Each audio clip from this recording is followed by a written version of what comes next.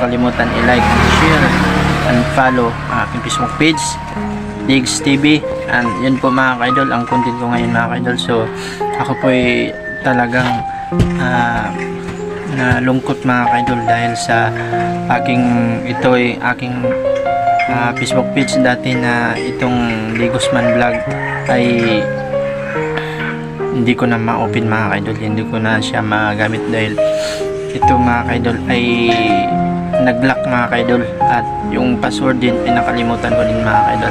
So napakalungkot talaga mga ka-idol. So yung followers ko mga ka-idol, ito 4.4 thousand followers na ito mga ka-idol. Akin na ito makaabot ng 10,000 followers mga ka-idol. So kunti na lang mga ka-idol, makakaabot na ito ng 10,000 followers. Nasayangan talaga mga ka-idol sa mga followers ko dyan sa dati kong page sa Digosman Vlog. Pakisupport naman sa aking bagong Facebook page, ang aking bagong gawaan account, itong ginagamit ko ngayon na itong Diggs TV mga idol. So ayun po, salamat sa mga followers, paki-like, share, huwag kalimutan and mag-comment sa baba. Salamat mga idol, thank you.